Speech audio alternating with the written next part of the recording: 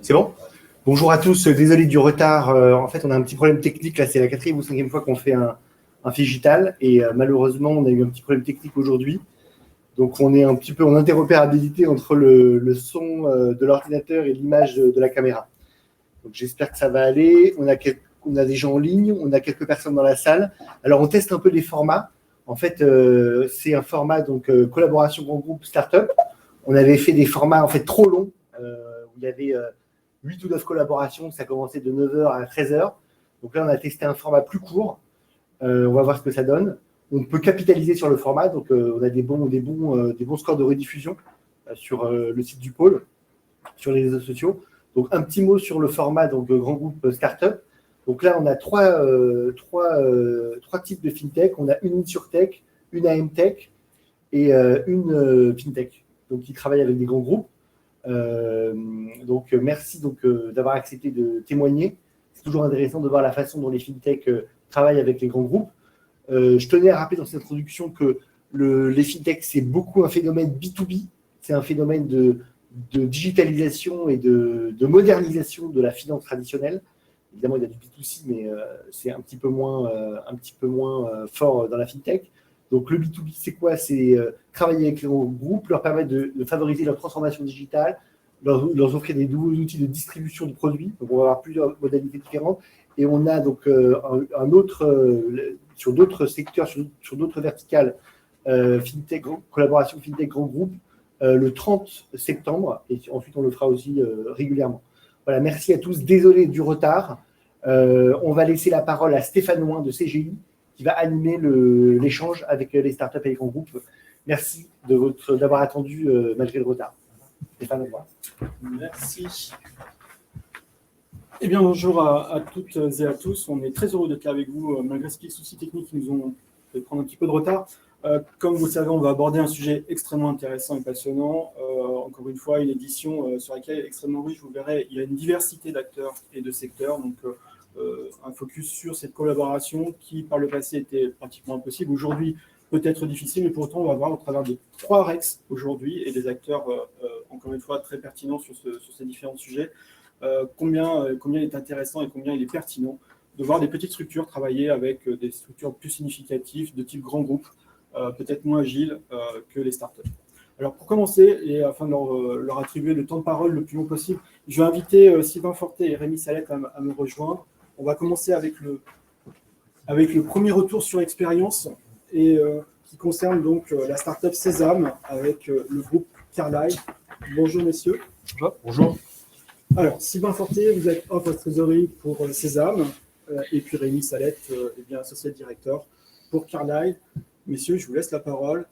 Dites-nous tout sur votre projet. Avec plaisir. Donc moi, je suis dirigeant et cofondateur de Sésame. On est une société d'environ 70 personnes qui a été créée en 2014 et qui est une fintech spécialisée dans le monde de l'investissement. Ce qu'on fait, c'est qu'on utilise des technologies d'intelligence artificielle pour collecter des milliards de points de données du web et pour les transformer en des informations qui sont utiles pour les investisseurs.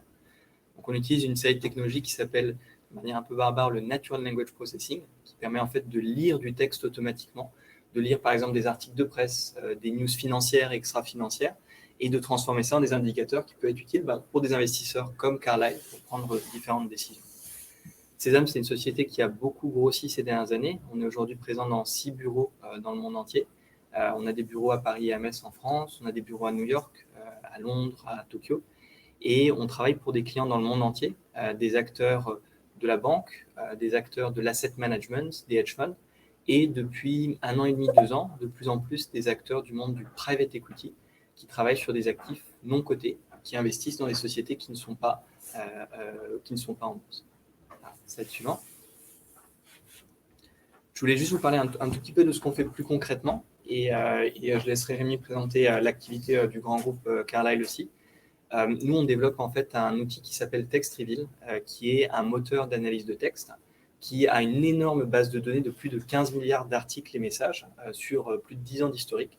Donc en fait, si on parle par exemple d'une société fintech qui a été développée il y a quelques années, on peut voir comment cette société émerge dans la presse, spécialisée ou généraliste, émerge sur les réseaux sociaux, et du coup évaluer sa traction et évaluer son potentiel en tant qu'investissement financier pour la suite. Et donc, nous, on a cette capacité d'aller collecter la donnée, la traiter et la transformer en information qui est applicable, et on fournit cette plateforme à nos clients. Alors, je vous en parlais, et je ne rentre pas trop dans les éléments techniques, ce n'est pas le sujet, mais on a l'une des plus grosses bases de données du monde, avec plus de 15 milliards d'articles. On extrait de la donnée de millions de sources différentes, et on fait tout un tas d'indicateurs à partir de cette donnée. Par exemple, réputation d'une entreprise sur le web, réputation employeur, réputation en tant que marque. On fait aussi beaucoup d'indicateurs ESG, aider à comprendre si une entreprise est exposée à des controverses, ce qui pourrait limiter son attractivité en termes d'opportunités d'investissement. Et on fournit ces indicateurs en fait à différents investisseurs pour suivre leur portefeuille, pour suivre leur participation ou alors pour découvrir des nouvelles opportunités.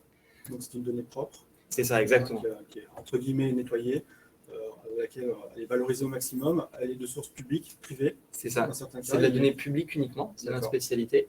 Et on passe d'une donnée qui est non structurée à une donnée qui est structurée et qui est utilisable directement, comme le serait de la donnée marché en fait. C'est vraiment ça notre métier. Voilà. Et je vais pas vous montrer trop d'exemples, je vais vous en montrer juste un ou deux, que ce soit un peu concret, que vous voyez un petit peu à quoi ça ressemble fondamentalement. Parce qu'on parle data, on parle d'IA, etc. Mais bon, c'est des concepts un peu globaux. Je vais vous montrer en fait un exemple un peu concret de ce qu'on fait dans le domaine ESG. Nous, on va en fait traquer automatiquement les controverses qui apparaissent par exemple sur le web, dans la presse généraliste ou alors sur les réseaux sociaux. Un classique, c'est Panama Papers. Panama Papers, la première fois où les premières fuites ont émergé, c'était avec ce conglomérat de journalistes, mais c'était aussi sur Reddit, ces forums un peu spécialisés sur lesquels on commençait en fait à avoir des fuites sur cette enquête qui était menée. Et donc, c'est la première fois que des entreprises ont été exposées à ce scandale ESG un peu mondial.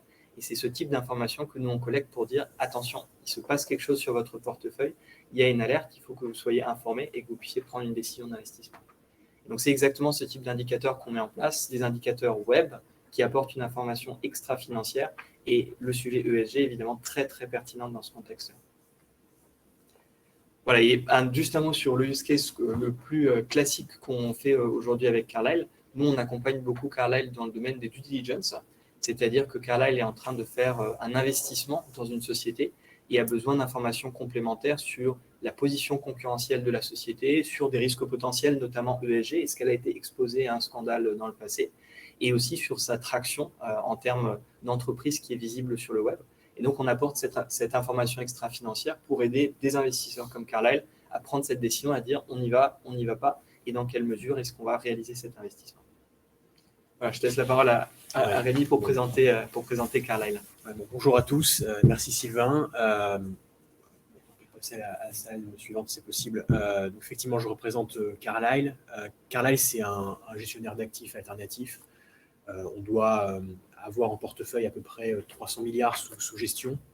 On doit être un des plus gros acteurs mondiaux maintenant, je pense, de l'investissement. On est coté également au Nasdaq. Et sur ces 300 milliards, on a une grosse moitié qui correspond à du private equity, donc de l'investissement non coté, et d'autres activités qu'on peut faire en plus de ça, comme du crédit, du fonds de fonds, par exemple. Et effectivement, notre métier, donc, c'est vraiment l'investissement.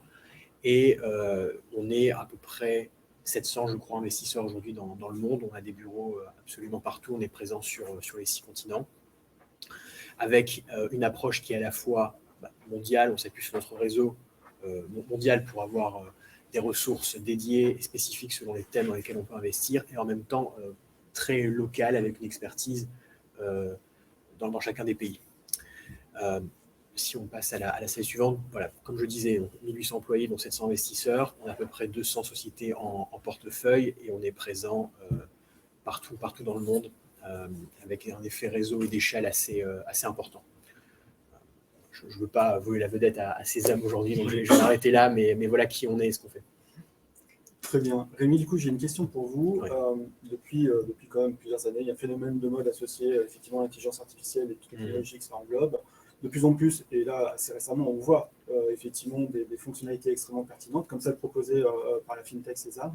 Selon vous, en quoi, véritablement, ces technologies d'intelligence artificielle et ces nouvelles sources de données dont on parlait tout à l'heure sont véritablement pertinentes justement dans le processus de décision en private equity? C'est une très bonne question, Stéphane. Le métier d'investisseur, finalement, aujourd'hui, et depuis toujours d'ailleurs, c'est de prendre des décisions. C'est ça le cœur de notre métier. On doit faire des choix.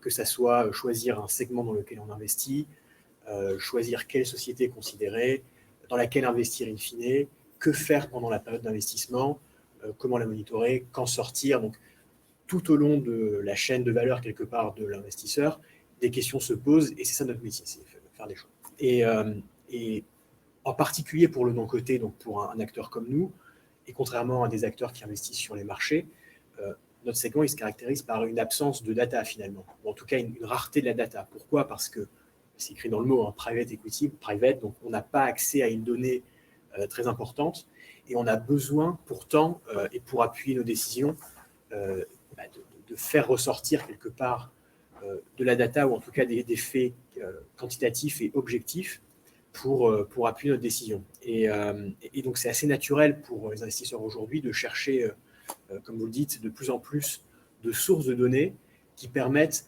de mettre de la lumière sur des choses sur lesquelles on était jusqu'à présent dans le noir. Et de ce point de vue-là, ouais, c'est assez critique pour nous d'avoir accès à cette donnée nouvelle finalement, hein, que Sésame met particulièrement bien en valeur, et en particulier sur le web. Et ce que nous permet Sésame, nous, aujourd'hui, plus particulièrement, c'est de justement faire remonter cette donnée à laquelle on n'avait pas accès auparavant, qui nous manquait, et qui nous permet de mettre en lumière des faits, des tendances, des axes vers lesquels il faut qu'on aille pour appuyer toutes ces décisions-là. Donc on parlera peut-être un petit peu après, hein, de comment on utilise Sésame aujourd'hui, mais fondamentalement, c'est ça que nous permet Sésame, c'est de parvenir à objectiver des tendances qui jusque-là étaient peu visibles, ou cachées, ou difficilement accessibles, grâce à cette base de données et grâce à ces algorithmes d'AI et de NLP dont parlait Sylvain, pour nous aider à être de meilleurs investisseurs. Et in fine, ce qui fait notre métier, c'est générer de l'alpha finalement. Donc c'est véritablement un outil d'aide à la décision. On n'est pas en substitution de l'humain, vous mettez dans une configuration finalement humain augmenté. Oui, exactement, c'est ça l'idée. Et alors peut-être pour rentrer, on peut en parler peut-être maintenant, des cas pratiques en quelque sorte, hein, de comment on utilise la solution Sésame au quotidien. Alors, on s'en sert de pas mal de façons en réalité, et de plus en plus de use cases sont en train d'être développés. Mais disons que le cœur de ce qu'on fait avec Sésame aujourd'hui, c'est de finalement, lors de nos phases de diligence, donc quand en fait on cherche à explorer une opportunité d'investissement et de valider ou non en fait, hein, notre thèse, et de savoir si une cible ou un segment de marché est pertinent, on va lancer donc cette phase de diligence. Historiquement, on la faisait finalement, alors je dirais pas en aveugle, mais en tout cas avec une vue qui est forcément un peu limitée, parce qu'elle s'appuie sur, comme je disais, des données qui sont un peu plus peut-être masquées. Ça va être des calls, ça va être des études, mais de marché, des consultants. Mais il nous manque parfois une data qui est un peu plus objective. Et Sésame permet très tôt dans le processus, via Text Reveal, en fait, de faire remonter cette information. En fait, comment? En analysant le web, hein, et toutes les sources dont Sésame dispose, et qui cumulait en fait à ces algorithmes de lecture de ces pages web, d'un knowledge graph, de toutes ces technologies-là, de faire remonter des faits, des tendances, pour nous aider à prendre une décision. Donc typiquement, si demain on cherche à évaluer une société X, Sésame va être capable, dans sa base de données, de lire en fait toutes les pages dans lesquelles il y a des mentions de sa société X, et d'en dégager des tendances. De la volumétrie, est-ce qu'on en parle de plus en plus? À quoi est-ce qu'on l'associe en termes de sentiments, en termes de marché, en termes de concurrents aussi? Et très rapidement, en l'espace de 3 jours finalement, ce qui nous prendrait normalement 2 semaines, 3 semaines, on a un rapport qui est fourni par les équipes de Sylvain, et qui nous aide très vite à appréhender ce marché, ces tendances, cette société, et à comprendre finalement très vite quels sont les points clés de cette société. Est-ce que notre thèse d'investissement est prévalidée, et quels sont les points qu'on va devoir creuser. Donc ça nous aide très tôt dans le processus à valider ou non un investissement possible, et à identifier les questions à creuser ensuite tout au cours de la diligence. Donc ça nous aide énormément concrètement. On est à aujourd'hui plus d'une centaine, je crois, hein, de cas d'usage de ce type à l'échelle de Carlyle dans le monde. Virtuellement, toutes nos équipes aujourd'hui utilisent Sésame. Ça s'est complètement propagé à nos équipes aux US, en Europe, en Asie.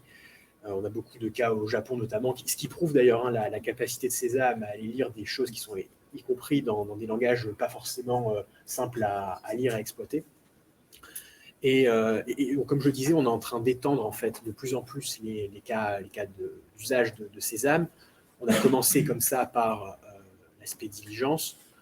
On s'est rendu compte, comme je disais un petit peu en propos liminaire, que toute cette phase de décision et de data, elle s'applique également finalement à l'activité aussi de gestion du portefeuille.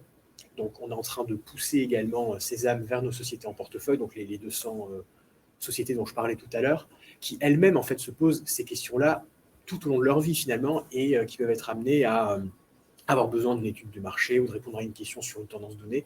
Et Sésame est complètement adapté à ce genre de cas d'études. Donc il y a ça, il peut y avoir du monitoring aussi, des indicateurs ESG qu'on est en train de tester également. On peut penser, et c'est potentiellement quelque chose qu'on pourrait explorer à terme, hein, mais des aides au sourcing, identifier des tendances ou des sociétés qui sont fortes dans un segment dans lequel on pourrait investir. Puis ça va également jusqu'à l'exit finalement. Donc c'est pareil, on a besoin de pouvoir évidencer des drivers ou des tendances qui nous aident à savoir que c'est le bon moment de sortir. Mais on n'a aucune idée à un instant T de combien vaudrait une société finalement. Le prix, c'est celle que l'acheteur paiera à la fin, mais quand on lance un processus de vente, on n'a pas forcément de vue encore à ce niveau, et Sésame pourrait là aussi nous aider. Donc, pour répondre, j'étais un peu long, pardon, hein, mais pour répondre à votre question, cette data, elle devient critique parce qu'elle permet de mettre en avant tous ces éléments-là qui sont un peu masqués, cachés aujourd'hui. Et donc, nous, on s'appuie de plus en plus pour toutes ces décisions tout au long de l'investissement. Sylvain, j'ai une question pour vous. Quand on s'appelle Sésame, comme un acteur modeste au départ, hein, on n'est pas véritablement connu sur le marché, comment on fait pour approcher justement un gros acteur comme Carlyle? Comment fait-on pour être en visibilité? Quel était l'élément déclencheur qui vous a amené à travailler ensemble? Alors nous, on est pas mal présent en fait sur des conférences data et notamment alternative data, intelligence artificielle, sur lesquelles on voit de plus en plus les acteurs du private equity participer, parce qu'il y a une vague de transformation digitale qui est assez massive dans le marché. Et c'est aussi des initiatives que Carlyle a au niveau groupe en fait directement. Et donc nous, on a eu la chance à New York de rencontrer à l'époque Matt Anderson, le CDO de Carlyle, avec qui on a commencé à travailler d'abord de manière un petit peu informelle jusqu'à trouver la manière dont on pouvait présenter notre data pour qu'elle soit utile dans ce cas d'étude précis du diligence et ensuite sur d'autres activités du groupe. Donc ça s'est fait d'abord par une rencontre qui ensuite a débouché dans un use case spécifique, et ensuite ce use case spécifique a très rapidement scalé en fait à travers le groupe et a aussi mené un investissement stratégique de Carlyle dans la société par la suite. Sur lequel on commençait à avoir tellement d'activités avec Carlyle en tant que société que ça commençait à faire du sens de se lier un peu plus directement aussi capitalistiquement. Et donc on s'est beaucoup développé, on a pas mal de projets qui sont en commun actuellement. Et je voulais juste rebondir sur un ou deux exemples de Rémi pour vraiment vous donner des exemples très très concrets. On parlait par exemple d'analyser une société. Un exemple typique d'indicateur, c'est on a une société software dans laquelle Carlyle envisage d'investir. Nous, on a accès à Stack Overflow, Stack Exchange, tous les forums de développeurs, et on peut savoir si les développeurs sont contents ou pas contents de la solution software en question. Ce qui, franchement, est très difficile à savoir en fait en tant qu'investisseur. On ne va pas lire Stack Overflow. Donc, nous, on peut le faire avec nos indicateurs de manière automatique. Et c'est vraiment ce type de data qui est très précieuse pour un groupe comme Carlyle et pour ces exemples concrets qu'on a cités. Voilà, et donc c'est comme ça qu'on s'est rencontrés, c'est comme ça qu'on a développé. Et je précise aussi que nous, on travaille avec beaucoup d'autres acteurs aussi en private equity. Carlyle, c'était vraiment une rencontre particulière et un partenariat qui est stratégique aussi pour nous. Mais on développe aussi beaucoup nos activités à travers différents groupes.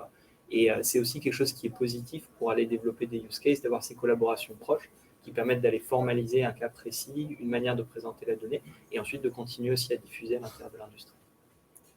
Alors, Rémi, j'ai une petite question complémentaire. On a parlé finalement, on a vu, il y a beaucoup de cas d'usage sur lesquels vous utilisez la solution Sésame. Ma question, elle est plutôt dans la mécanique d'appropriation et d'acceptation au niveau justement de vos ressources. Est-ce que c'est une solution qui, du coup, effectivement, a été acceptée facilement ou pas? Est-ce que ça a nécessité une conduite du changement un petit peu plus significative? Ouais. Alors, très honnêtement, l'adoption, elle s'est faite assez facilement, hein, je dois dire, et assez rapidement également, à ma grande surprise d'ailleurs, hein, parce que comme vous le dites, il y a toujours normalement des questions d'adoption et de réticence à ce genre d'outils, notamment dans des populations comme les investisseurs qui sont habitués à certaines routines. Et pour moi, c'est la preuve de la pertinence de la solution, en fait. Hein. C'est que la solution s'est répandue très vite et elle est utilisée réellement par toutes nos équipes aujourd'hui. Et je n'ai pas beaucoup d'exemples en tête d'ailleurs de solutions qui soient répandues aussi vite. Alors, Sylvain déteste quand je dis ça, mais je vais le dire quand même. Sésame, c'est un peu comme du crack en fait. C'est-à-dire que quand on a goûté à la solution, ah oui, il y a une vraie dépendance, mais c'est frappant. C'est-à-dire qu'il y a beaucoup d'équipes aujourd'hui.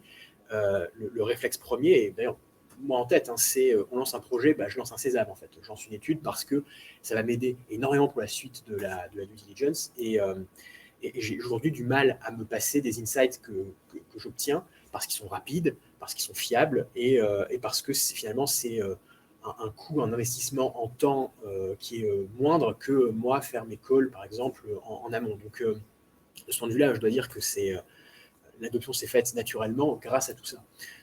Ce qui est vrai aussi, c'est qu'en fait, c'est en train de devenir peu à peu un outil marketing pour nous quelque part, parce que, alors, à deux titres, c'est que d'abord, ça nous aide à nous développer sur, pour rejoindre nos premières questions, un axe de digitalisation de notre pratique. Ça nous permet d'avoir également de leverager en fait l'intelligence artificielle, qui est quelque chose qui, pour l'investisseur, est compliqué à développer en fait en interne. On est peut-être un gros acteur, mais malgré tout, on n'est pas des développeurs à la base. Et pouvoir s'appuyer sur l'expertise de Sésame pour développer des solutions d'AI, c'est assez unique. Donc, c'est le premier point sur le marketing. C'est tous ces efforts digitaux qu'on peut faire au-delà de l'impact que ça a.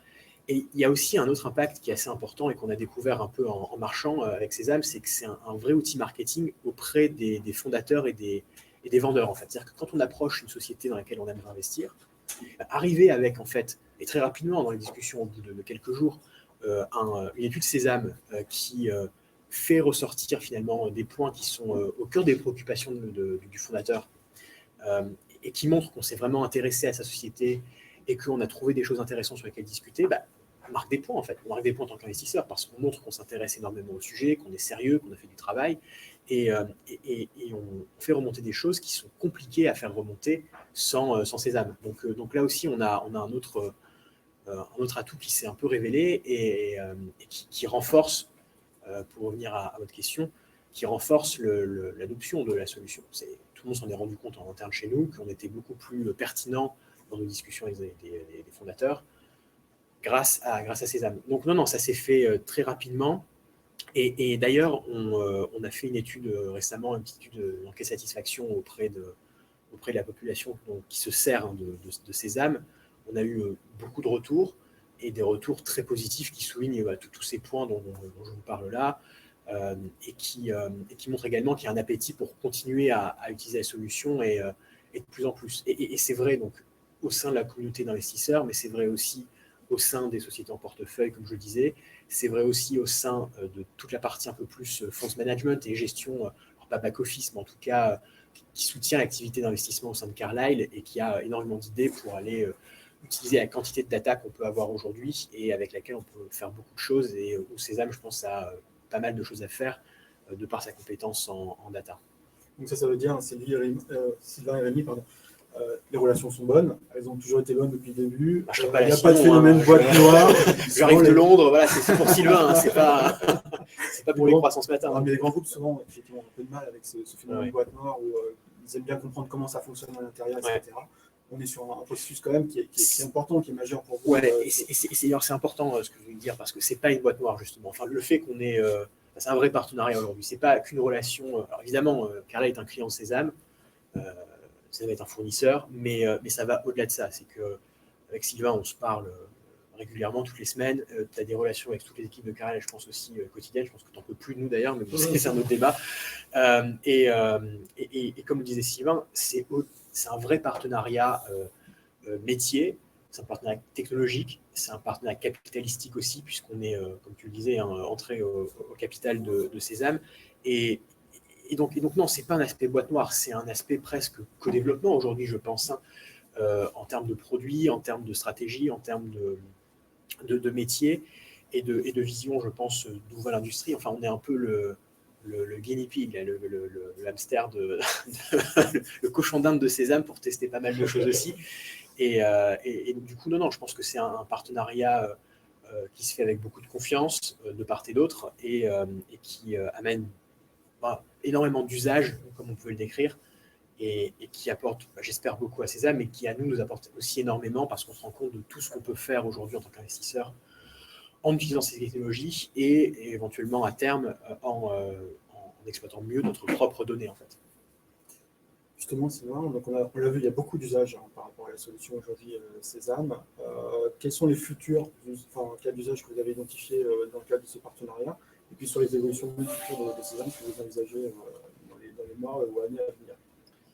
Oui, c'est une bonne question et je pense que Rémi parlait notamment d'un élément qui est important pour nous, c'est utiliser aussi de la data interne. On a déjà en fait commencé à travailler avec Carlyle sur un projet spécifique là-dessus, où on utilise une partie de la data interne, mais il y en a encore beaucoup qui existent à l'intérieur du groupe.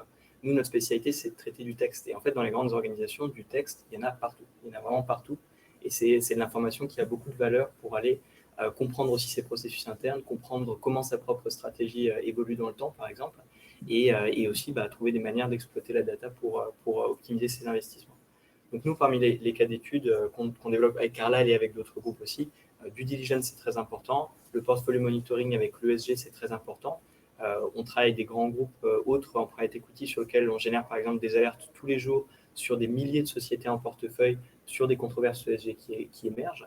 On travaille avec Carlyle notamment sur des sujets Sustainable Development Goals, donc aider notamment sur des processus de diligence à comprendre l'alignement d'une société avec des principes de développement durable. C'est des sujets d'investissement qui sont vraiment importants aujourd'hui. Et puis de plus en plus des sujets autour de l'automatisation de certains processus. On parlait du sourcing. Une partie du métier de Carlyle, c'est aussi trouver des sociétés qui sont pertinentes. Et trouver ces sociétés, ce n'est pas évident. On peut utiliser de l'analyse de texte et on peut utiliser de l'intelligence artificielle pour les trouver plus rapidement et pour les trouver plus facilement et les qualifier en amont. Et Sésame, nous, on est une société qui a des grandes ambitions pour l'avenir, des ambitions internationales. On travaille avec beaucoup de groupes de private equity, beaucoup de hedge funds, beaucoup d'asset managers dans le monde entier. On développe de plus en plus de relations différentes avec des clients dans le monde entier sur ces différents sujets. Et c'est important pour nous aussi de continuer à expérimenter, de continuer à trouver les différents use cases avec Carlyle, avec d'autres de nos clients pour continuer à se développer dans l'industrie. Et fondamentalement, nous, notre stratégie, c'est aujourd'hui, on est un acteur de la finance qui travaille sur les marchés publics et sur les marchés privés. Mais il y a beaucoup de nos technologies qui pourront un jour être utilisées dans le monde corporate aussi. On travaille déjà avec des sociétés proches ou dans le portefeuille de Carlyle sur leurs propres sujets internes, des sociétés dans le médical, des sociétés dans le domaine de la communication, des sociétés dans le domaine de alimentaire, par exemple, sur lequel on a de la data en fait. On a de la data sur leurs produits, on a de la data sur leur communication, sur leurs risques, et on peut apporter cette data aux sociétés elles-mêmes, pas seulement à leurs investisseurs. Et ça, c'est un plan de développement qui est immense pour l'avenir, sur lequel on peut apporter beaucoup de valeur. Donc, il y a des grands projets et on a de la marge pour se développer dans pas mal de groupes différents et on est très reconnaissant de l'accompagnement de Carlyle et aussi de la confiance qu'ils nous ont témoigné pour ce premier grand partenariat. Merci, messieurs, d'avoir accepté de répondre à mes questions. Est-ce qu'on a des questions en ligne ou pas? Est-ce qu'on les pose tout de suite ou plus tard? Je peux les faire maintenant. Nous n'avons pas de questions. Parfait. Sylvain, Rémi, merci beaucoup pour votre témoignage. Stéphane. Et puis, je vous souhaite une belle continuation pour ce beau projet. Merci beaucoup. Je vais inviter maintenant, on va passer au deuxième retour d'expérience avec Accurate et Mapmut.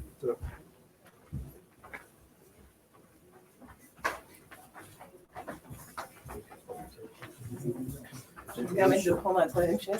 Il n'y a pas de souci.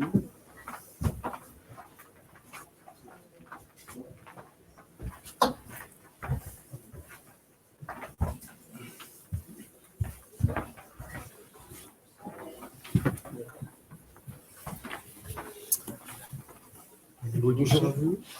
Bonjour. Alors, Bonjour à tous. Je vais vous présenter un introducteur rapide. Brune Delinares, vous représentez Accurate. Oui. Sales.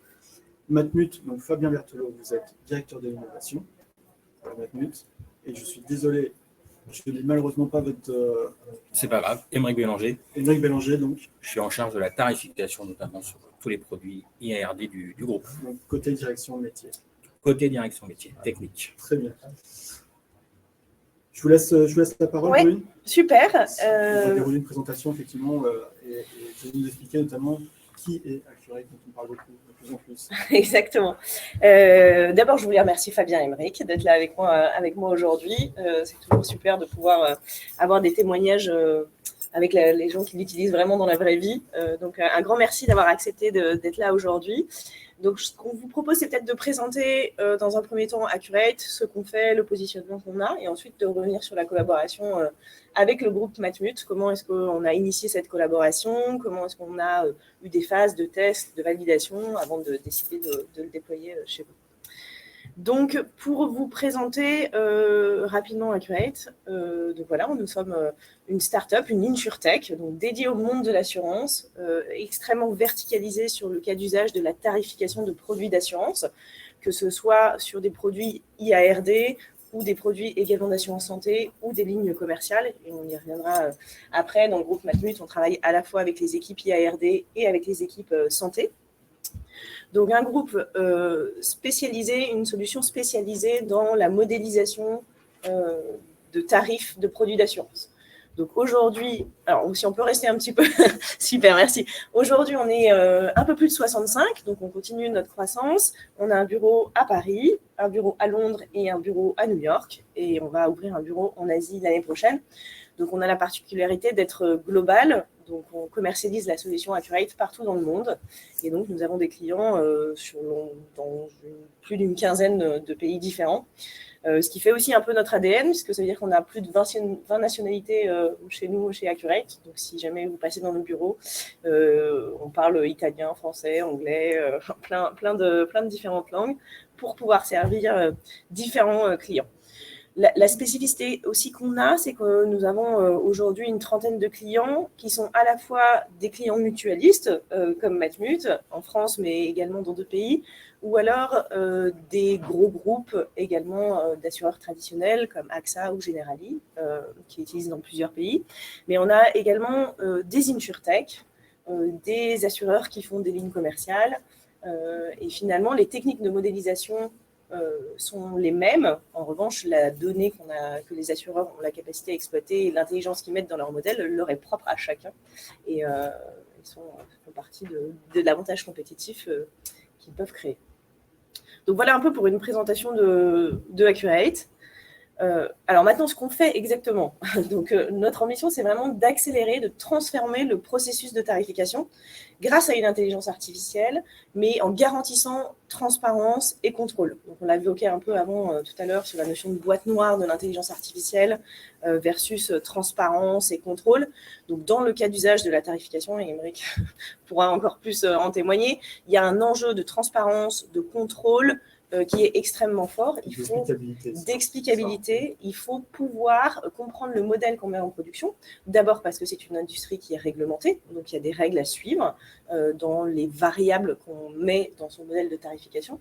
Et puis parce qu'il peut y avoir aussi des risques d'anti-sélection si on a des effets boîte noire, des angles morts dans son modèle. Donc la compréhension et la maîtrise du modèle et de ce qu'il y a dans le modèle est absolument essentielle pour ce cas d'usage. Et ce qu'on voit du coup, c'est que sur ce cas d'usage-là, les techniques traditionnelles classiques de machine learning, donc on entend parler de random forest, gradient boosting, c'est finalement ces algorithmes standards, ne peuvent pas s'appliquer sur ce cas d'usage ou de façon extrêmement compliquée parce que créent des risques d'effet boîte noire et donc d'anti-sélection et des risques par rapport à la régulation. Et donc, nous, chez Accurate, si on passe au slide après, on a vraiment développé des algorithmes spécifiques qui vont permettre de conserver la transparence sur les modèles qui sont créés. Donc, quand on regarde par rapport aux approches traditionnelles, donc, globalement, ce qui a été utilisé par Matmut, mais partout dans l'industrie, on a des actuaires qui vont construire manuellement des modèles pour identifier les risques liés aux clients potentiels. Et donc, ils vont sélectionner la variable, l'âge du conducteur, puis la couleur de la voiture, puis et ainsi de suite, pour définir et créer un modèle en maîtrisant l'ensemble des variables qui sont dans ce modèle. Et en sortie, il y a donc un modèle qui est complètement transparent, maîtrisé par les actuaires. Si on applique des techniques de machine learning plus classiques, plus traditionnelles, on va pouvoir automatiser le processus. Vous vous doutez bien que vous devez tester potentiellement plusieurs centaines de variables ou améliorer vos modèles, ça peut prendre du temps et ça peut être extrêmement itératif. Donc, le machine learning, lui, permet d'apporter cette automatisation, le fait d'avoir des variables qui puissent être sélectionnées automatiquement, mais on a ce risque d'effet boîte noire. Et donc, nous, chez Accurate, on a vraiment développé des algorithmes spécifiques qui permettent de créer les mêmes modèles en sortie, donc sans rentrer dans les détails techniques de gamme et GLM, mais les mêmes modèles en sortie que ce qui est fait manuellement, mais donc en ayant le bénéfice de l'automatisation et du coup de l'accélération du processus de tarification. Juste une question, vous Ouais. l'avez dit tout à l'heure, vous travaillez donc avec différents acteurs du marché, des grands assureurs ou d'autres startups éventuellement, etc. Ce sont les mêmes souches algorithmiques, si j'ai bien compris, au départ. Mais est-ce qu'il arrive parfois, par exemple, est-ce que Matmut a pu émettre le souhait à un moment donné de se dire, je veux tuner le modèle et je veux que ce soit mon modèle, donc ceci sera ma propriété intellectuelle. Alors, de toutes les manières, Accurate n'a pas accès aux données, nous n'avons pas accès aux données des assureurs et nous n'avons pas accès au modèle des assureurs. C'est la propriété des assureurs. Nous, ce qu'on fournit, c'est une plateforme statistique, algorithmique, qui va permettre aux actuaires de nos clients de construire les modèles. C'est la capacité analytique que vous mettez à Exactement. Ce qui fait la secret sauce de chaque assureur, c'est quelles sont les données qu'il arrive à exploiter, comment il les exploite, et quelles sont les décisions métiers, business qu'il prend dans la création et dans le peaufinage de son modèle. Et donc ça reste de toute façon très clairement chez les assureurs. D'accord. Donc voilà, donc des algorithmes qui sont spécifiques et qui sont dans le cœur de la solution. Et aujourd'hui, une solution qui est modulaire, donc en fonction des ambitions de chaque assureur et des briques qu'il souhaite utiliser. On a différentes briques dans la solution. Donc une brique de données qui permet d'ingérer la donnée, de la construire, de la modifier, de pouvoir la nettoyer pour la rendre exploitable. Une brique qui s'appelle risque et agrégation, donc qui permet de modéliser le coût potentiel des clients. Donc le tarif dit technique. On a également une brique de modélisation de la demande, c'est-à-dire de comprendre quels sont les clients qui vont acheter le produit, convertir le produit, et ce aussi en fonction des évolutions de prix et de prix de la compétition. Et on sort fin de cette année le nouveau module Rate Making et Portfolio Insight, qui est un module plutôt de reporting, analyse des segments et de la profitabilité par segment, identification des impacts d'un changement tarifaire sur l'ensemble de son portefeuille. Donc, plus une brique de reporting par rapport à ce qui était avant, qui était beaucoup plus sur la modélisation. Voilà. Notre ambition, elle est aussi de couvrir vraiment tout le processus de tarification, donc la modélisation, l'analyse, mais aussi la mise en production des prix. Et donc, ce sont les briques qu'on appelle Pricing Engine et Optimisation, qui, elles, seront développées 2022, donc qui sont dans notre roadmap pour l'année prochaine. Donc, aujourd'hui, chez Matmut, on a la brique Data, Risque et Agrégation qui est utilisée par les équipes IARD et Santé. Et donc, la valeur qui est générée par Accurate, elle est de 3 ordres. Et puis, je pense qu'après, Fabien et Aymeric l'expliqueront avec leurs mots et ils pourront témoigner de la réalité de ce que je vais raconter. Mais d'abord, un enjeu de vitesse. Quand on utilise du machine learning, quand on injecte de l'automatisation, on a une capacité à faire beaucoup plus vite les modèles. Et donc des clients qui disent avoir divisé entre 5 et 10 le temps de modélisation par rapport à l'usage qui était fait avant de la solution. Donc, c'est un vrai potentiel changement de paradigme parce que ça permet de faire potentiellement beaucoup plus de choses, sachant que voilà, les ressources, les actuaires et les ressources qui permettent de faire ça sont des ressources qui sont très contraintes. Et donc, finalement, l'enjeu de pouvoir faire plus de choses est quelque chose qui est essentiel pour les assureurs. La performance des modèles, c'est-à-dire avoir des modèles qui soient le plus prédictifs possible pour être en capacité d'anticiper le coût potentiel d'un client et en même temps qui restent à un niveau de complexité acceptable. C'est-à-dire qu'avoir des modèles où il y a 80 variables, où vous devez poser 80 questions à votre client potentiel pour pouvoir souscrire un contrat, en fait, ça a un coût colossal pour l'assureur à le mettre en production dans les interactions avec le client. Donc, c'est toujours une question d'équilibre entre qu'est-ce que je cherche à prédire et quel niveau de complexité je mets dans mes modèles pour pouvoir prédire le coût potentiel de mon client. Et puis, il y a tout un aspect aussi qui est lié à la gouvernance, à la sécurité autour de ces modèles pour pouvoir toujours les maîtriser, en avoir une compréhension qui soit documentée, qui soit partagée dans l'entreprise et qu'on puisse diffuser la transparence qui est liée au modèle. Et donc ça, c'est aussi quelque chose qui est facilité par la plateforme et qui est extrêmement important pour nos clients. C'est-à-dire quand on construit un modèle, il faut qu'on puisse conserver l'intelligence qui a été mise dans ce modèle-là et qu'on soit capable d'avoir une gouvernance autour de ce modèle de risque sur plusieurs années. Donc voilà un peu dans les grandes lignes ce que nous faisons et la proposition de valeur que nous avons chez Accurate. Alors, ce que j'aimerais savoir, c'est justement qu'est-ce qui vous a amené à travailler ensemble. Est-ce que l'impulsion est venue de la direction de l'innovation qui effectivement été au fait des évolutions d'usage ou autre, ou est-ce que c'est la direction métier qui, à un moment donné, a dit voilà, j'ai conscience que mon métier va s'évoluer, hein, on sait que l'actuariat est en phase d'évolution majeure en ce moment, est venu vous voir en disant voilà, on parle d'intelligence artificielle, qu'est-ce qu'on peut faire avec? Alors, de manière générale, sur les sujets innovation, les sources peuvent être multiples. Ça vient soit de l'équipe innovation, ça peut venir du métier. Pour ce coup-ci, pour le coup, ça venait de l'équipe innovation, mais sur d'autres sujets, c'est l'équipe métier qui dit tiens, j'ai vu quelque chose, ça pourrait être intéressant de regarder. Donc, on travaille en étroite collaboration au sein du groupe Matmut entre une équipe innovation transverse et puis des correspondants dans tous les métiers du groupe. Donc là, typiquement, pour Accurate, on avait eu vent d'une solution qui commençait à se développer, parce que je crois qu'il y avait 2-3 mois d'existence quand on a commencé à avoir nos premiers contacts. Donc une solution qui travaillait sur la mise en place d'un outil pour aider dans la chaîne de mise en place des tarifs. Donc forcément, en tant qu'assureur historiquement Yard, mais depuis quelques années avec un fort développement sur la santé, sur les assurances de finances et patrimoine, on s'est dit qu'il y avait quelque chose à regarder. Et on a dans nos partenaires d'écosystème innovation un acteur qui s'appelle le Swave, qui est l'incubateur banque assurance de Paris Senco. Et dans cet incubateur, il y a des appels à projets et Accurate s'est positionné, c'était fin 2019, je crois, pour rentrer dans l'incubateur. Nous, on fait partie du comité de pilotage du SWAVE, on fait partie du jury, on les a vus, on s'est dit tiens, c'est pour nous, il faut qu'on regarde attentivement et un petit coup de fil à Émeric pour savoir qui est notre chef sur la tarification IRD en tout cas, et même un petit peu plus, pour savoir si ça pourrait l'intéresser. Et on a tout simplement commencé à les échanges, basiquement, avec Brune et puis 2-3 personnes clés aussi chez Accurate qui sont venues nous expliquer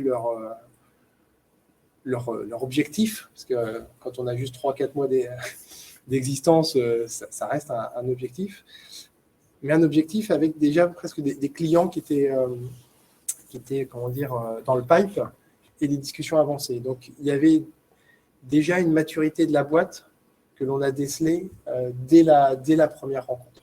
Si je peux me permettre de rebondir, on est sur la modélisation de risque, donc on est sur un processus qui est très cœur de métier chez les assureurs. Donc la particularité aussi qu'on a eue, c'est d'avoir un processus de développement du produit assez long, sans aucune communication sur le marché, sans aucune commercialisation et sans être présent et visible sur le marché. Donc Fabien a raison, le moment où on est sorti sur le marché, on a commencé à discuter avec des acteurs et des assureurs, on avait déjà un produit qui était assez mature, mais une existence en termes de visibilité très très neuve. Et donc ça crée ces effets-là de se dire, mais en fait il y a quand même quelque chose qui est... C'était pas du POC, hein. Il y Voilà. avait déjà un produit qui était prêt. Comment s'est matérialisé l'amorce? C'était un MVP, parce que du coup, effectivement, il y avait quand même une solution. Concrètement, notre approche côté Matmut, c'est qu'on est assez pragmatique et on vise l'efficacité tout de suite. C'est-à-dire, si on met en place une expérimentation, c'est parce qu'on a déjà en tête une potentielle généralisation derrière. Donc là, sur ce type de partenariat-là, on n'est pas sur du partenariat à destination directe de nos assurés, de nos sociétaires. Par contre, on est à destination de nos collègues. Comment faciliter le boulot au quotidien de nos collègues, et là, en l'occurrence, des actuaires. Donc, on a été voir les 2-3 directions qui pouvaient potentiellement être intéressées. Il y en a 2 qui ont levé le doigt tout de suite.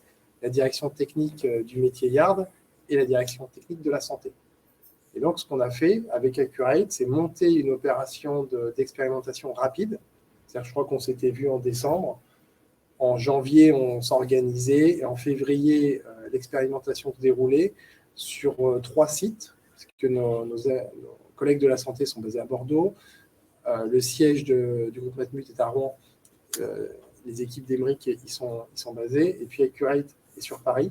Donc, on a monté en quelques semaines une opération qui s'est faite à Rouen, puis en distanciel entre les 3 sites, pour que les équipes du groupe Matmut, à la fois sur IRD et la santé, puissent être formées à l'outil très rapidement, ça je pense que tu l'expliqueras encore mieux que moi tout à l'heure, mais très rapidement à l'outil, puisse préparer des jeux de données, les intégrer dans l'outil, je fais très schématique, hein, et après faire joujou avec l'outil, vérifier la pertinence, l'efficacité des modèles générés automatiquement en machine learning par l'outil Accurate, et ensuite récupérer les résultats pour dérouler la suite des opérations qui mènent à la tarification des produits proposés à nos assurés. Donc, ça a été une opération un peu coup de poing. Il y a vraiment un intérêt pour les collègues. Et si on veut pouvoir mettre en place l'outil rapidement, il faut aussi mettre en place rapidement une expérimentation parce qu'on a des échéances pour la tarification qui sont assez fixes au cours de l'année. Ce qu'on a apprécié avec Accurate, en dehors de l'aspect technologique de l'outil, des gains de performance qu'évoquait Brune, c'est aussi la facilité de travailler avec les gens de chez Accurate.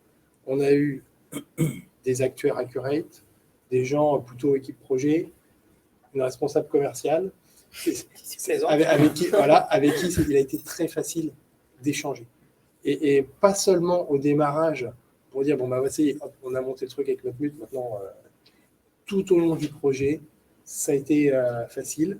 Quand on est revenu après sur le sujet du contrat, parce que du coup, l'expérimentation a été un véritable succès, on est passé à la phase contractuelle. Donc là, on met en place des échanges avec d'autres acteurs, les juristes, le DPO, le RSSI, c'est la sécurité des systèmes d'information. Parce que sur les données, il y a des enjeux particuliers.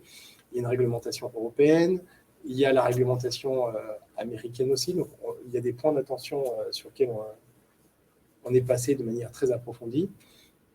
Et puis, sans dévoiler le grand secret, ça a pris combien de temps à peu près, cette phase-là de contractualisation? Parce que souvent, c'est un point un peu sensible quand on est une start-up, pour contractualiser avec un grand groupe, effectivement, qu'on retrouve une masse importante du juridique en face de soi et d'exigences. Vous vous rappelez disons combien de temps ça a pris dans ce cadre-là? Ouais, ça a pris 4 mois. On a été freiné à un moment donné, c'est par la période du Covid. Parce qu'en fait, on a eu le premier confinement au milieu. Ce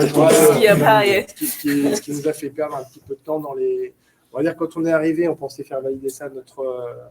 On a un comité de pilotage interne sur l'innovation facilement, puisque les résultats étaient très bons. Mais quand il y a eu le Covid, c'était pas le sujet top phare au niveau de la boîte. Il y avait d'autres sujets. Il y avait quand même des sujets prioritaires par rapport à celui-là, pour être honnête. Et donc celui-là est venu un peu plus tard dans les moments où on a pu le soumettre à décision. Une fois que ça a été soumis à décision, les discussions ont avancé, ça a déroulé. Il y avait des points saillants quand même à vérifier sur les parties data, où sont stockées les données, comment elles sont encryptées, comment ça circule, la confidentialité. Donc ça, c'est quelque chose de très important. Et la réglementation européenne se renforce et va continuer de se renforcer dans les années à venir. Donc là-dessus, en tant que bon assureur, on suit la réglementation à la lettre. En fait, on a fait une expérimentation en février, il y a eu le Covid, le confinement, et dès le 4 janvier, je crois, de l'exercice suivant, on a équipé les équipes d'actuaires en production, à la fois sur le métier yard et sur le métier santé. Donc, objectivement, voilà les dates. Après, chacun peut se dire c'est long, c'est rapide. Je pense que ça dépend des structures. C'est un timing quand même qui est assez optimal, effectivement. Et ça veut dire qu'aujourd'hui, la solution est dans vos mains, en production. Et ce sont vos acteurs qui l'utilisent désormais de façon autonome. Absolument. On a une équipe aujourd'hui de 10 personnes qui sont complètement autonomes sur l'outil. Alors, je ne veux pas dire qu'elles l'utilisent toutes à 100% sur chaque journée, mais malgré tout, on va dire 2-3 personnes qui sont à temps complet sur la solution. Ça évolue en fonction des lignes produits sur lesquelles on travaille. D'ailleurs, je vais revenir sur l'expérimentation parce qu'on a commencé par un cas d'usage qui était d'actualité parce qu'on souhaitait réviser notre produit à la fois en termes de garantie et de tarifs. Donc la solution, la plateforme est arrivée au bon moment pour pouvoir la tester. Et très rapidement, en fait, en 2 mois, on a fait le test quasiment et on s'est dit qu'effectivement, il y avait une vraie valeur ajoutée à l'utilisation de l'outil. Et dorénavant, on challenge l'ensemble de nos structures et modèles tarifaires sur l'ensemble des lignes produits du groupe Matmut côté IARD particulier. Donc une vraie valeur ajoutée. L'avantage, c'est que la solution, la plateforme est facilement, on peut la prendre facilement en main. La formation, elle est de l'ordre de 5-6 modules d'1h30. Pour des gens, évidemment, qui connaissent déjà un petit peu la tarification, qui vont connaître effectivement les modèles qui sont utilisés, donc les modèles gamme, modèles linéaires généralisés. Des gens qui vont évidemment aussi connaître un petit peu l'assurance. Mais pour des personnes averties qui savent ce qu'elles doivent modéliser en termes de fréquence, de sinistre ou de coût moyen, la prise en main est très rapide. L'ergonomie aussi est super agréable, c'est-à-dire que les gens s'accaparent la solution très rapidement. On parlait de la brique d'intégration des données, ça aussi, ça s'est fait relativement facilement, donc pas de souci. On travaille, nous, on a un système décisionnel avec certaines structures de données, il n'y a eu aucune difficulté à transposer, on va dire, ces données dans la structure de la brique data telle qu'elle nous est proposée par la plateforme. Donc ça, déjà, gros avantage, prise en main, lancement des modèles. Et puis ensuite, évidemment, l'important, c'est que les modèles soient performants. L'idée, c'était bien entendu, comme le disait Brune, de pouvoir lancer des modèles successifs et de manière très automatisée. C'est vrai qu'auparavant, on le faisait à la main. Donc, lorsqu'il s'agit de trouver le meilleur modèle, de chercher des pistes d'amélioration de nos structures tarifaires en trouvant des nouveaux critères de tarification, en trouvant des nouveaux segments, eh bien, c'est relativement long, c'est relativement chronophage. Et là, évidemment, la solution, elle nous permet d'automatiser. Avec des niveaux de restitution qui nous permettent aussi, comme le disait Brune, de challenger les modèles. C'est-à-dire que l'idée, c'est pas d'obtenir un modèle avec 80 questions, parce qu'évidemment, c'est un peu rébarbatif au niveau de la souscription, à la fois par nos agences et par nos internautes. Donc l'idée, on a des niveaux de restitution qui nous permettent finalement de bien challenger finalement la performance d'un modèle par rapport au nombre de variables qui sont intégrées, et nous, finalement, d'aller ensuite pouvoir présenter ça aux instances décisionnaires et dire, voilà, OK, on a tel et tel modèle. Si on accepte d'enlever telle ou telle variable, voilà la performance qu'on va perdre. Voilà quelque part la sensibilité finalement au tarif qu'on va perdre. Mais malgré tout, on a des vrais reporting pour challenger la performance du modèle. Alors, on les a aussi challengés par rapport à nos anciens modèles. C'est-à-dire que lorsqu'on a testé… C'est-à-dire, dans ce cas-là, on compare, en fait Oui, on compare typiquement les modèles avec les anciens outils. Alors, c'était peut-être pas forcément la partie la plus facile, parce que tester avec les anciens outils, c'était évidemment beaucoup plus long. Mais évidemment, on a testé quelque part la performance des modèles, et on s'est rapidement rendu compte qu'effectivement, il y avait une vraie valeur ajoutée à la plateforme. Voilà, ce qui est important aussi de dire dans la prise en main, c'est qu'il y a un accompagnement, je dirais, constant. Je crois qu'on met le chat sur le support. Il y a un chat qui nous est mis à disposition. L'ensemble des équipes discutent en direct, à la fois sur les problématiques d'utilisation de l'outil, mais également sur les problématiques actuarielles. C'est-à-dire que les gens qu'on a en face connaissent le métier de l'assurance, connaissent le métier de l'actuariat et sont en capacité à interagir avec mes équipes pour pouvoir leur apporter la meilleure solution. Ça veut dire que les anciens outils sont à la poubelle désormais, ou ils sont toujours dans un coin Pas tout à fait, parce qu'on avait certains accords. Mais oui, aujourd'hui, ça nous permet de challenger. Comme le disait aussi Brune, la solution va encore évoluer. Et donc effectivement, en fonction de l'évolution de la solution, on verra comment on choisit l'une ou l'autre des pistes. En tout cas, sur la partie première, modélisation, clairement, on est tous à 100% sur la plateforme. Je ne sais pas s'il y avait un autre slide à diffuser, mais moi j'avais une petite question, parce que effectivement on voit bien là la réappropriation vous êtes approprié la solution par rapport au mécanisme de pricing historique et donc de vos produits historiques. Oui. Mais typiquement, est-ce que c'est aussi un outil que vous utilisez en prospective d'éventuelles nouvelles typologies de produits ou de nouveaux mécanismes de tarification qui soient vraiment révolutionnaires par rapport, comme on disait tout à l'heure, il faut jouer sur le nombre de variables, il y a une tolérance aussi à l'acceptation du risque. Est-ce que c'est un outil que vous utilisez aussi en termes de prospective métier? Alors, on l'utilise effectivement pour la tarification, mais aussi pour nos problématiques de souscription. C'est-à-dire qu'on a besoin d'identifier un certain nombre de cibles sur lesquelles on peut avoir des problématiques de résultats techniques. Donc, il ne s'agit pas nécessairement de trouver une solution par le prix, mais plutôt de trouver une solution par le fait de dire tel ou tel risque, aujourd'hui, on n'est pas en capacité à prendre parce qu'effectivement, quelque part, on n'arriverait pas à mettre un prix. C'est bien la difficulté de notre métier parfois. Et donc, on est en train d'utiliser aussi l'outil pour trouver d'autres pistes que celles uniquement en partie tarifaire, mais pour des problématiques là de souscription, de risques un petit peu graves, type catastrophe naturelle, etc. Très bien. L'évolution du projet, du coup, dans quelle direction s'oriente ce C'est plus un partenariat? projet là maintenant. On est en mode run, hein. C'est un partenariat C'est une actif. activation définitive de la Et, solution.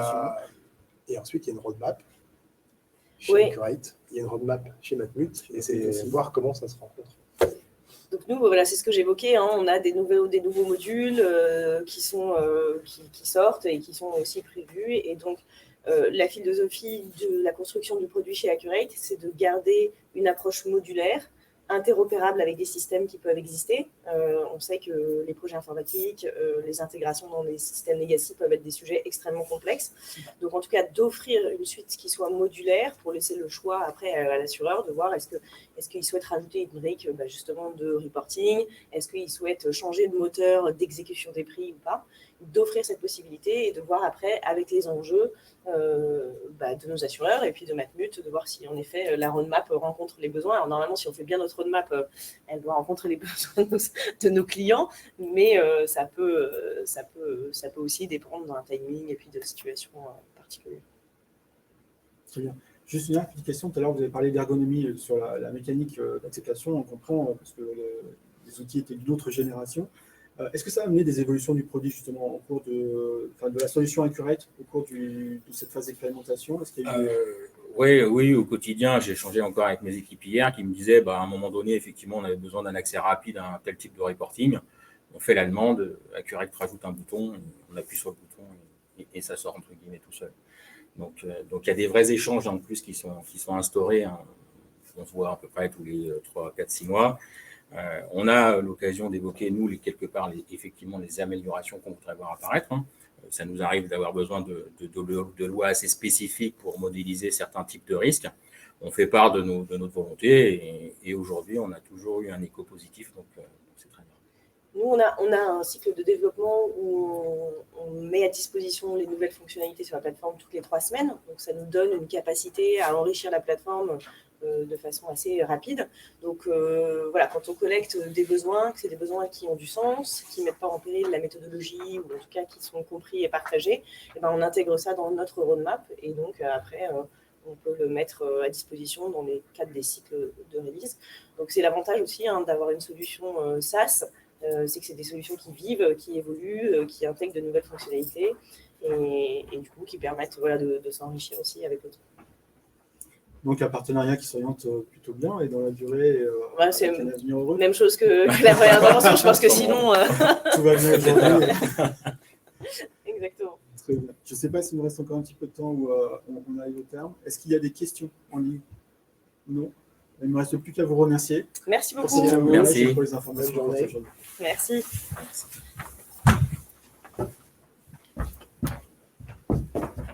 Alors, je vous propose de passer à notre dernier retour d'expérience qui concerne la startup Greenomy et le groupe Accenture. Bonjour, monsieur. Bonjour. Bonjour. Je vous laisse vous installer. Alors, pour Greenomy, c'est Alexander Stevens, CEO, qui représente la startup. Et puis pour Accenture, Sébastien Montroy, Managing Director. Messieurs, je vous laisse la main sur la présentation de votre projet. On va peut-être commencer par une présentation de Greenomy. Tout à fait, bonjour, enchanté. Alexander Stevens. Alors Greenomy, c'est une start-up basée à Bruxelles, mais avec des représentants un peu partout en Europe. Ce qu'on fait, on est une RegTech qui a codifié toute la nouvelle législation européenne en finance durable. Comme vous le savez peut-être, il y a la taxonomie verte, la NFRD, la CSRD, la SFDR, une série de législations qui poussent maintenant les acteurs financiers, mais également les sociétés à faire le reporting non financier, sachant qu'en janvier 2022, l'obligation s'impose à toutes les banques, tous les fonds d'investissement, toutes les grandes sociétés cotées. Puis en janvier 2023, toutes les sociétés privées de plus de 250 employés. Et puis en 2026, ça va aussi inclure les PME. Donc, tôt ou tard, tout acteur économique va devoir mesurer son niveau de durabilité, faire le reporting nécessaire et partager ces informations avec le grand public. Alors, le grand challenge ici, c'est que cette législation qui est encore en phase d'adoption, donc il y a chaque 6 mois à peu près de nouveaux critères qui sont adoptés. Et ça constitue déjà aujourd'hui des milliers de pages de législation qui doivent être comprises, adaptées. Il n'y a pas suffisamment d'expertise humaine déjà. Il faut savoir qu'il y a 60 000 acteurs en Europe qui vont devoir faire cela dans les prochaines 2 années et qu'il n'y a pas nécessairement 60 000 experts pour les assister. Et enfin, les infrastructures technologiques de collecte de données, de reporting doivent être aussi mises à jour. Alors, pour l'ensemble, c'est estimé que le coût de compliance va être à 2,1 milliards d'euros sur 5 ans. Et c'est pour cela où Greenomy, et je vais passer au slide suivant, s'il vous plaît, Greenomy a donc codifié ces milliers de pages et l'objectif, c'est vraiment de démocratiser le reporting non financier, le rendre mainstream et accessible à tous. Alors, ce qu'on a fait, c'est on a d'abord constitué un portail, comme vous voyez ici, le Company Portal pour les sociétés, pour permettre de puiser toutes les données au sein du groupe de toutes les entités et de consolider l'ensemble et de vérifier comment les critères sont appliqués et calculer le résultat final. Il faut savoir que chaque société va devoir estimer quelle est la partie du turnover CAPEX-OPEX qui est alignée à la taxonomie verte. Par ailleurs, on a un portail pour auditeurs qui peuvent alors certifier cela de manière digitale, et donc augmenter leur volume de travail et l'exécuter de manière beaucoup plus rapide. Un API où toutes ces données sous format XBRL alors mises à disposition de quiconque, data provider, banque, investisseur. Et enfin, le end user, les fonds d'investissement et les banques qui peuvent alors collecter les données auprès de leurs investees ou de leurs clients et les inviter donc à générer ces informations, agréger l'ensemble et calculer ce qu'on appelle le Green Asset Ratio au niveau du portefeuille de prêt ou l'aliment taxonomique de l'ensemble du portefeuille d'investissement. Alors aujourd'hui, on a appliqué la législation la plus récente jusqu'à juillet 2021. On a un feedback du marché où on est une des solutions les plus matures en termes de codification de cette législation. Et on est vraiment en pleine croissance. On est aujourd'hui une équipe de 20, on passe à 50 en fin d'année. Et on a besoin de partenaires qui peuvent nous aider dans cette croissance, peuvent nous aider à trouver des clients, implémenter notre solution auprès de ces grands acteurs et aller plus loin. Et on a donc la grande chance de travailler avec Accenture et Sébastien ici en France, mais également dans d'autres pays en Union européenne. Très bien.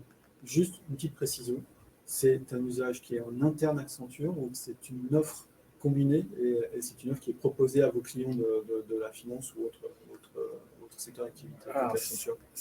C'est déjà une offre combinée. Ce sera sûrement également, et j'espère, une offre interne.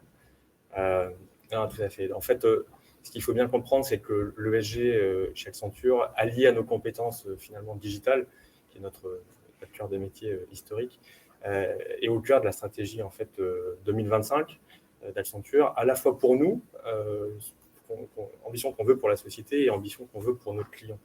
Donc, déjà pour nous, effectivement, il y a cette volonté d'être exemplaire, j'allais dire, en termes de responsible business, avec des communications extrêmement fortes, un engagement de notre PDG, qui s'appelle Julie Suite, sur le fait d'avoir zéro émission nette d'ici 2025, un taux d'énergie renouvelable de 200%. Et au-delà de s'appliquer à nous-mêmes, en fait, sur la place, on contribue également à un certain nombre de groupes de réflexion, de cercles de réflexion, notamment auprès des Nations Unies. On a détaché un certain nombre de nos collaborateurs en ce moment pour préparer la COP26 de Glasgow. Et puis, donc on s'applique à nous-mêmes, on essaie de se l'appliquer au travers des cercles internationaux. En France, on y reviendra sur la façon dont on s'est rencontrés. On fait partie de Finance for Tomorrow, qui est le début de l'aventure avec Greenomy et d'autres cercles. Et puis, pour nos clients, en fait, donc on a réfléchi, bien évidemment, depuis un certain nombre de mois, à l'offre Accenture, et donc j'y reviendrai en matière d'ESG, et notamment pour les institutions financières, parce que les institutions financières, que ce soit la banque, l'asset management, les fonds d'investissement, il y a ce cadre réglementaire qui fait que en fait, les problématiques qui sont posées ne sont pas les mêmes que chez un corporate, une industrie, des services non financiers. Et donc j'y reviendrai, mais c'est dans le cadre de cette offre pour nos clients, à la fois où on les accompagne dans leur réflexion stratégique ESG 360, et là, vraiment la prise en compte de cette dimension ESG dans leur plan stratégique avec l'ESG comme vecteur de transformation business. au travers de la rotation des financements, des investissements, la mobilisation de l'épargne, et également au travers de notre offre plus réglementaire.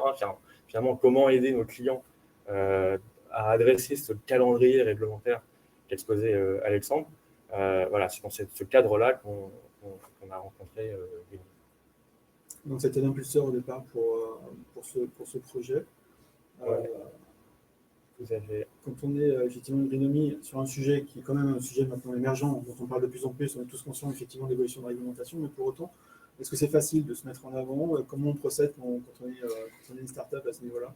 Écoutez, comme tout Belge qui vient en France, ça nous aide énormément parce qu'en novembre dernier, au Climate Finance Day, Finance for Tomorrow, donc Paris Europlace, nous avait accordé le prix international de la FinTech de demain et ça nous a créé une énorme publicité en France et au-delà dans d'autres pays européens. Et c'est par cette occasion où une série de banques, de fonds d'investissement, d'acteurs locaux nous ont contactés. Et depuis lors, donc la France maintenant constitue notre principal marché en Europe. Et on cherche maintenant à s'expandre au-delà de notre core market. Donc, c'est certainement des écosystèmes comme Finance Innovation, FinTech for Tomorrow, qui aident énormément les startups comme la nôtre à aller plus loin et se faire connaître, avoir la crédibilité aussi. C'est donc un jury d'experts qui ont validé notre business model alors qu'on était au tout début. Et aujourd'hui, on voit les récompenses de cet exercice à peu près un an après. On a une énorme chance de pouvoir travailler avec une série d'acteurs locaux, notamment BPI France et d'autres. Et c'est le début encore. Et lorsqu'on s'appelle Accenture, on a un grand groupe qui est effectivement, on regarde de près finalement la nature des partenaires qui peut approcher. Quel a été l'élément différenciateur chez Greenomie qui a fait que vous êtes approché d'eux, sans dénigrer la solution, mais quel a été effectivement qui a facilité ce choix et cette volonté d'aller vers eux? Alors, avant un choix, une analyse de marché, forcément on a fait notre devoir et on a regardé les solutions qui existaient sur le marché, les acteurs en devenir. J'ai tendance à dire qu'il y a effectivement une rencontre humaine. Alors, on a aussi des origines communes, donc ça peut favoriser ça, mais au-delà de ça, en fait, il y a vraiment deux points de vision qui sont partagés et qui font qu'on a eu envie de travailler ensemble. Parce qu'il y a toujours un partenariat, une forme d'aventure humaine avant tout.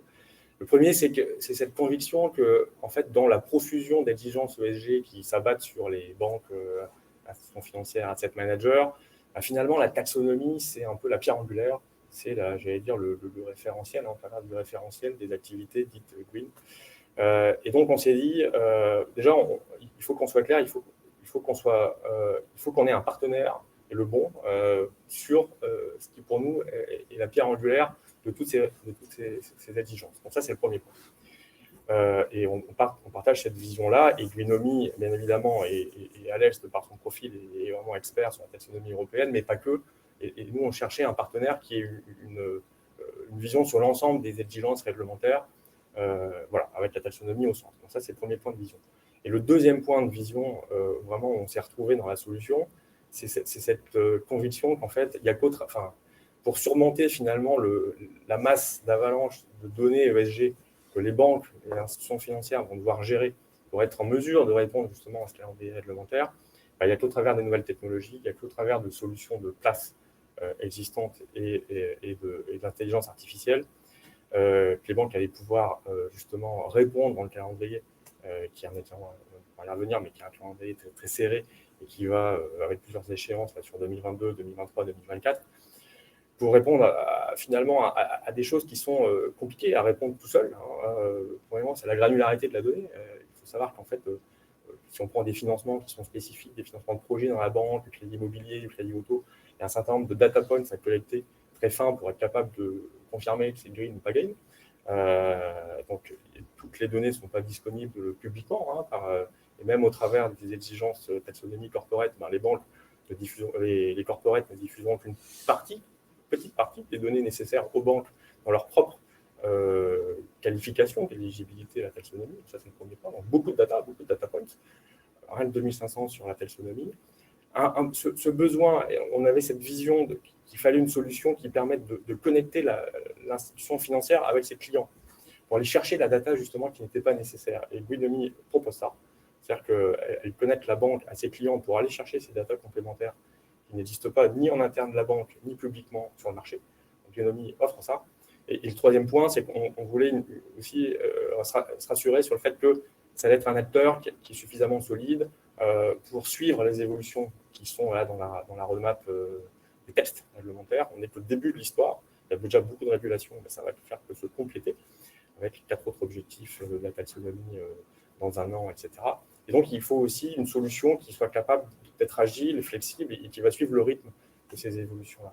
Et donc, on a fait notre étude de marché et effectivement, après avoir analysé plusieurs acteurs, on s'est dit que c'était la solution aujourd'hui, là, avec cette exigence dès 2022, la plus mature, la plus robuste, qui offre les capacités d'audit et de contrôle aussi dans le cadre des activités de revue par les commissaires aux comptes, etc. Voilà, donc une solution riche fonctionnellement, une rencontre aussi humaine. Et donc, on a décidé de partir ensemble, d'abord pour la France, et puis ça a fait boule de neige dans les autres pays, puisqu'en fait, mes collègues, que ce soit en Allemagne, aux Pays-Bas, en Espagne, pour les principaux pays, on est les plus actifs ensemble, on rejoint l'aventure. Et donc, aujourd'hui, c'est vraiment une collaboration pan-européenne. Très bien. Je ne sais pas si vous avez d'autres supports de présentation, notamment sur l'offre sur lequel vous souhaitiez revenir, pour qu'on comprenne un peu effectivement la nature de votre collaboration. Tout à fait. On va peut-être remettre. Ouais. Donc, du côté de Greenomie, l'idée, c'est, on prend l'exemple d'une banque. Ce qu'on a fait, c'est on a déjà codifié toute une solution qui peut être intégrée directement chez la banque, immédiatement, aux mises à jour en fonctionnalisation la plus récente. Et elle est en format white label, en marque blanche. Donc, on peut mettre le branding de la banque, on peut adapter les questionnaires que la banque va envoyer à ses clients, on peut connecter le système aux bases de données internes de la banque, au système ERP. Tous les prêts peuvent être listés automatiquement. Pour ceux où les données sont dans le domaine public, on va se connecter aux bases de données existantes. Et là où les données sont manquantes, eh bien, on peut ensemble mettre à disposition notre savoir-faire, savoir trouver où sont ces données, éventuellement les chercher chez le client ou ailleurs. Et donc, c'est vraiment, l'idée, c'est d'accélérer le processus. On peut d'abord expliquer la législation au client, à la banque, faire une gap analysis entre la législation et leur environnement actuel, et puis leur permettre d'implémenter une première solution et l'adapter en fonction de leurs besoins internes et de leur expérience. Et donc, ici, on est maintenant en discussion avec une série de banques en Europe. Leur premier reporting va être fait en janvier 2022, mais le reporting plus avancé est dû et doit être soumis en janvier 2024. Donc, il y a encore le temps, mais malgré cela, c'est des infrastructures très complexes. Il y a des milliers de prêts qui doivent être screenés. Et donc, il faut prendre le temps de mettre tout cela en place, de tester, de pousser en production et aussi faire en sorte que toutes ces données soient sécurisées, que l'ensemble de l'infrastructure est saine. Donc, ça, c'est du coup, Sébastien, c'est là où intervient Accenture. Exactement. Alors, il y a une partie peut-être conseil réglementaire. Oui, tout à fait. Donc, et puis technologique. Exactement. Nous, notre offre ESG réglementaire, elle est sur la connaissance réglementaire, taxonomie et au-delà, et elle est sur l'infusion de cette dimension entre ADN, technologie et Green Tech. Et comme l'a très bien dit Alexander, c'est une solution SaaS, Greenomie, mais en fait, il y a besoin d'alimentation et de connexion à l'écosystème de plateformes et de données préexistantes dans la banque. Les banques travaillent depuis des mois, des années sur des sujets de stress test climatique, etc. Donc, elles ont déjà de la data, elles ne partent pas de zéro, c'est certain. Est-ce qu'il y a toute la data pour répondre aux besoins de la taxonomie? La réponse est non. Donc, en fait, on accompagne du coup en advisory et aussi ensemble nos clients sur le chemin, dans leur feuille de route ESG, c'est-à-dire finalement comment répondre et répondre vite, puisque la première échéance, c'est 2022. Comment répondre à cette exigence de la taxonomie en capitalisant sur les données existantes, sur les plateformes existantes, mais en complémentant la façon la plus smart possible avec Greenomie pour aller chercher, comme je le disais, les données qui manquent et être capable de récupérer les données à la fois à la maille transactionnelle, ça fait sens, sinon à la maille contrepartie, entité par entité, remonter le groupe, gérer les règles de consolidation pour, in fine, être capable de calculer un green asset ratio au niveau des périmètres de reporting prudentiel qui s'imposent aux banques. Donc le partenariat, c'est vraiment ça, c'est un partenariat d'advisory, hein, où chacun apporte ses compétences d'advisory avec forcément une expertise, je pense, qui est la plus poussée sur la taxonomie, sur la connaissance des activités, des technical screening criteria de la part d'Alexandre et de ses équipes. Nous, l'advisory également. Et puis ces compétences data et compétences plateforme, aussi bien en conception que pour les clients qui le souhaitent, en accompagnement de l'implémentation à travers de nos équipes technologie.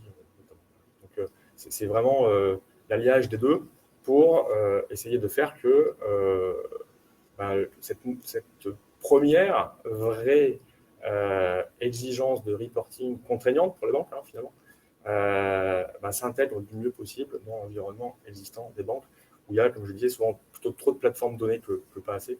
Donc éviter de reconstruire un truc complètement hors sol, juste pour les besoins de la taxonomie.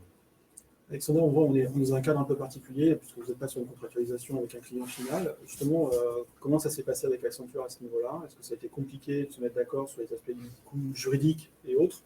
Est-ce que ça a été facile de définir ce cadre partenarial, ou est-ce que ça a nécessité un peu de jus de cerveau et d'interaction pour pouvoir amener tout ça? Je pense qu'on a été très pragmatique. L'idée, c'est qu'il y a peu de temps pour le marché à implémenter ces solutions. Donc, ça a pris quelques jours pour y aller et vraiment se lancer et promouvoir la solution ensemble, nos services ensemble auprès des clients. Et donc, il n'y a pas eu vraiment...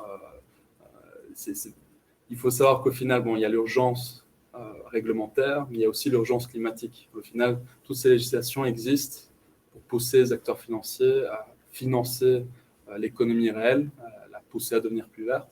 Et donc, c'est là où il faut mettre de côté nos différends et il faut se mettre ensemble et s'unir envers de cet objectif noble qui est la transition climatique. Donc, restons pragmatiques. Pragmatique et la convergence de vues cross-pays, en fait, on a tous fait la même analyse, y compris avec des solutions locales dans les différents pays. Et c'est vrai que Greenomie est ressorti de manière consensuelle entre les différents pays comme la solution avec laquelle on devait partir. Et donc il y a des sujets sur lesquels on décide d'être relativement agnostique par rapport aux solutions de marché. Là, il y a une volonté assez ferme d'aller ensemble et de parler aux banques ensemble, aux institutions financières, à asset managers. Donc encore une fois, dans le cadre de cette urgence, l'acte délégué il est sorti en juillet. Bien évidemment, on a réfléchi à notre partenariat avant, on n'a pas attendu la sortie de l'acte délégué, mais maintenant, il faut s'y mettre, j'avais commencé à dire. Donc, Très bien. Est-ce qu'il y avait d'autres points que vous voulez préciser, messieurs, par rapport à ce partenariat?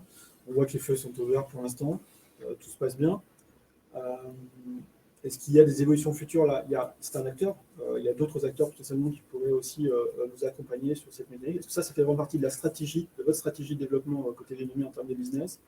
Ou est-ce que c'est une opportunité qui s'est présentée et voilà, pour l'instant, vous allez travailler cette opportunité et voir par la suite? Donc, il faut savoir que Greenomie, notre solution niche, c'est la taxonomie verte, SFDA, cette législation. Mais il y a une série d'autres startups en France et ailleurs avec qui on est aussi en partenariat et on veut offrir ce bundle de services, RegTech, data et autres analyses. Il y a notamment Arabesque et d'autres acteurs connus sur le marché avec qui on est en discussion et avec qui on travaille ensemble à offrir une solution augmentée pour aller plus loin. Très bien. Il ne me reste plus qu'à vous remercier, messieurs, pour votre témoignage. Je ne sais pas si on a des questions. C'est parfait. Écoutez, merci beaucoup. Merci pour l'invitation. Et puis, on va pouvoir mettre fin donc, à cette session de collaboration, donc start-up et grands groupes. Merci à tous et une excellente journée.